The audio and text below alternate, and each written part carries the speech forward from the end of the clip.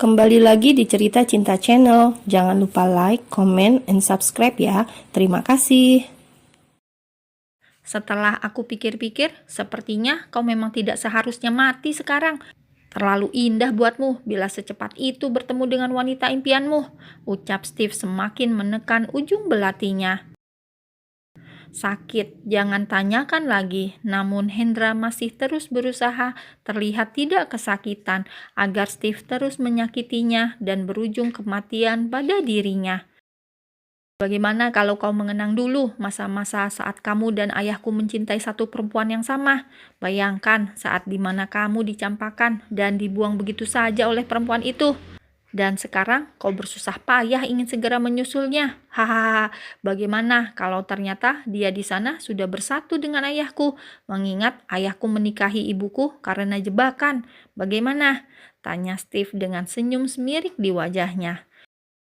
Bajingan, umpat Hendra terus memberontak hingga membuat semua pergelangan tangan dan kakinya semakin terluka parah.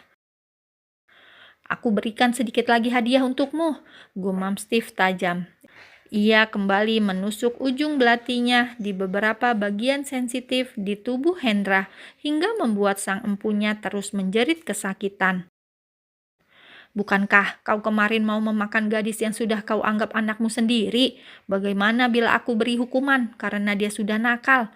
Tanya Steve menyeringai. Kini ujung belatinya sudah menyentuh ujung milik Hendra dan tak lama kemudian "Ah!" teriakan Hendra sukses menggema di seluruh ruangan itu. Untung saja bangunan itu berada di tengah hutan dan juga ruangan itu kedap suara hingga tidak memungkinkan ada orang luar yang mendengar. Dan di ruangan itu hanya ada mereka bertiga, yakni Steve, Hendra, dan John. John sedari tadi hanya berdiam diri dengan wajah datarnya di pojokan, menyaksikan bagaimana Steve memberikan hukuman untuk Hendra karena sudah menghancurkan keluarganya dan juga anak gadisnya. John, apakah kau tak ingin memotongnya? Ah, potonglah, lalu berikan pada Pusi, ujar Steve mengulurkan belatinya pada John dengan senyum yang mengerikan. John tidak lekas menerimanya. Ia menatap Hendra untuk sesaat, melihat wajah Hendra yang masih merasakan sakit, namun juga sesekali menatapnya dengan penuh kebencian, membuat amarah John kembali memuncak. Dengan cepat, ia pun segera menerima belati dari tangan Steve. Ia lekas membuka celana Hendra dan memberikan pelajaran untuk benda yang sudah hampir merusak gadis suci itu. Setelah melakukan itu, John dan Steve langsung membuang belati itu dan pergi begitu saja dari ruangan Hendra, menyuruh beberapa pengawal untuk mengurusnya. Lalu mereka berdua memutuskan untuk segera pulang kembali ke mansion. John, apakah orang tua Ella masih berada di mansion? Tanya Steve saat mereka sudah berada di dalam mobil. Masih Tuan, karena saya yang menyuruh mereka untuk menginap, untuk menemani Nona Ella agar tidak terus mengkhawatirkan Anda, jawab John sambil menyetir kemudinya. Kedatangan Darto dan Ratih sebenarnya sudah direncanakan dari beberapa hari. Namun Steve belum juga menyetujuinya. Steve belum membicarakannya dengan Ella. Dan ia tak ingin membuat Ella terkejut bila belum siap menerima maaf dari orang tuanya. Namun saat ia semalam melihat bagaimana Ella menangis di walk-in closet sambil memegang sebuah foto keluarga, akhirnya Steve mengizinkan Darto dan Ratih untuk datang dengan syarat agar mereka tidak memaksa Ella. Dan setelah siang tadi, ia mendapat kabar bahwa Ella sudah memaafkan orang tuanya. Ia pun merasa lega dan kembali fokus pada Hendra. Setelah selesai mandi dan berganti pakaian, Steve pun langsung menuju tempat tidur dan menghampiri sang istri. Ia meletakkan kepalanya di pangkuan Ella sambil terus menciumi perut istrinya yang kini sudah terlihat besar. "Bagaimana perasaanmu?" tanya Steve pelan dan mendongakkan kepalanya. Kini tangannya terulur untuk mengusap wajah Ella dan membelainya dengan lembut. Sudah lebih baik," Tapi aku nggak tahu kenapa rasanya masih ada rasa yang sedikit mengganjal. Tapi aku tidak tahu apa itu, kata Ella begitu lirih. Ia sejak tadi memang sedang memikirkan sesuatu. Namun apa itu, dirinya juga tidak tahu. Sudahlah, tidak perlu dipikirkan lagi. Bukankah ini keinginan kamu untuk bisa berkumpul kembali dengan keluarga kamu? Iya, tapi setelah aku tahu kenyataan itu, rasanya begitu sakit, Steve. Aku membayangkan bagaimana saat aku berada di posisi ibuku dulu. Saat ia melihat bagaimana orang yang dicintai mengkhianatinya, terlebih orang itu adalah orang terdekatnya. Aku takut, Steve, ucap Ella dengan tubuh yang kembali bergetar. Steve pun segera bangkit, merubah posisi, dan kini ia memilih untuk memeluk tubuh istrinya, berharap dengan pelukannya Ella bisa lebih tenang. Ella kembali bercerita bagaimana Bu Ratih menceritakan tentang masa lalunya padanya tadi. Ella tidak bisa menyalahkan siapapun karena itu bukan haknya. Ia sadar dan tahu bahwa Bu Ratih dan bapaknya sangat bersalah. Namun Ella juga tidak mau menghakimi mereka. Biar bagaimanapun mereka orang tuanya dan juga mereka sudah mengakui kesalahan mereka dan meminta maaf. Apa kamu mau aku memberikan mereka hukuman? Tawar Steve langsung membuat Ella mendongakkan wajahnya menatap wajah Steve. Tidak, Bu Ratih sudah mendapatkan hukum alam. Ia sudah bertahun-tahun merawat bapakku yang lumpuh karena stroke. Dan juga aku rasa bapak juga sudah mendapatkan hukumannya saat ia sakit. Biarkan mereka tenang di masa tuanya. Dan aku serahkan semua kepada Yang Maha Pencipta. Jangan lagi kamu mengotori tangan kamu untuk menyakiti seseorang. Aku mohon, pinta Ella dengan tatapan begitu sayu. Iya, aku tidak akan melukai siapapun, kata Steve menenangkan hati Ella. Berjanjilah bahwa kamu juga tidak akan meninggalkanku. Berjanjilah bahwa kamu tidak akan seperti bapakku. Hei, jelas saja aku tidak akan seperti bapak kamu.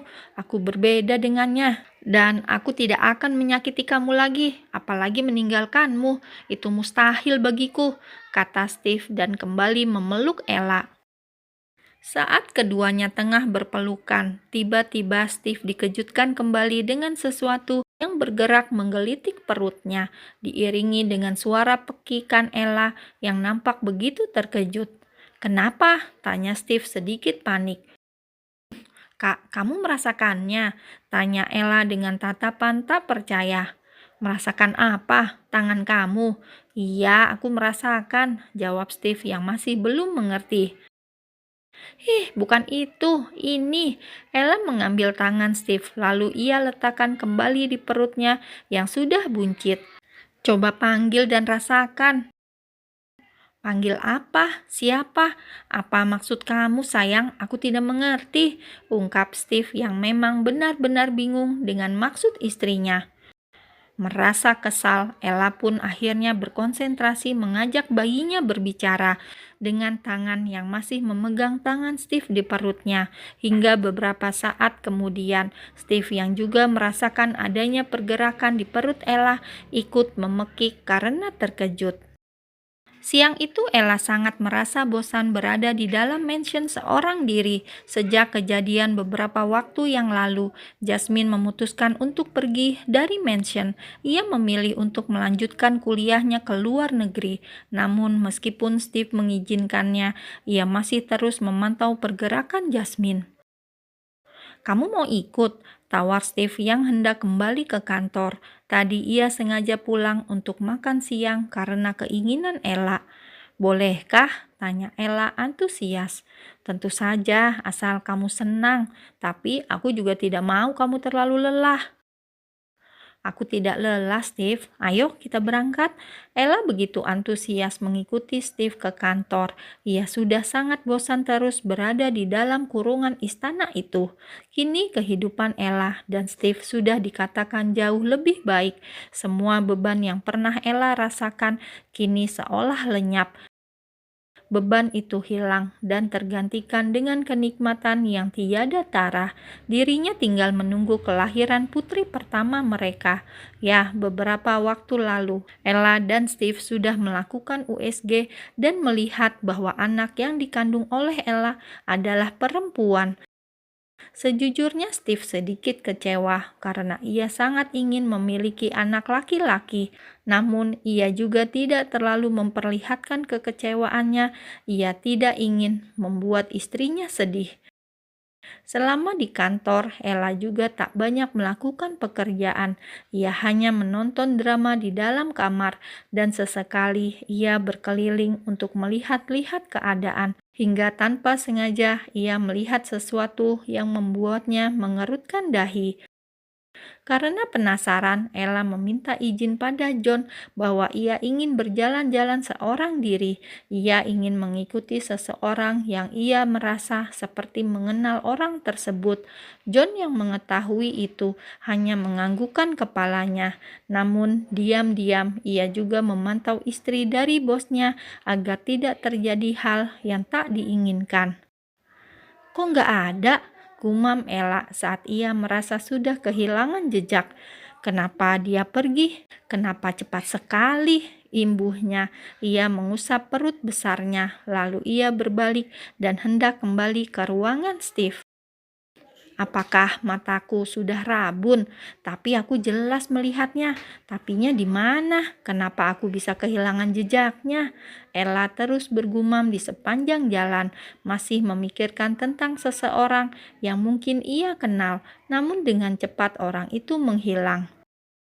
"Sayang, kamu dari mana?" tanya Steve menghampiri Ella yang baru saja keluar dari lift. "Berkeliling, aku ingin melihat sekitar," jawab Ella tersenyum lebar. Lalu ia memeluk lengan Steve dengan begitu sayang, begitupun dengan Steve yang langsung membalasnya. "Ayo kita pulang," ajak Steve hendak kembali masuk ke dalam lift. "Tas aku," kata Ella menghentikan langkahnya. "Sudah dibawa oleh John. Ayo, aku ingin membawamu ke suatu tempat." "Kemana?" "Ada deh." "Steve," rengek Ella memanyunkan bibirnya membuat Steve langsung terkekeh. Tak sabar, ia pun langsung mengangkat tubuh Ella dan menggendongnya di sepanjang jalan. Meski beberapa kali Ella meminta untuk diturunkan dan ingin berjalan sendiri, namun Steve tidak memperdulikannya. Ia tetap kekeh menggendong Ella, membiarkan seluruh karyawannya menatap ke arah mereka. Bahkan tak sedikit yang memuji perlakuan Steve kepada istrinya.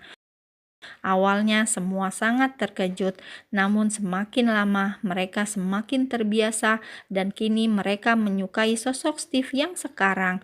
Lebih sering tersenyum dan tertawa, bahkan suaranya juga lebih sering terdengar oleh beberapa karyawan di sana.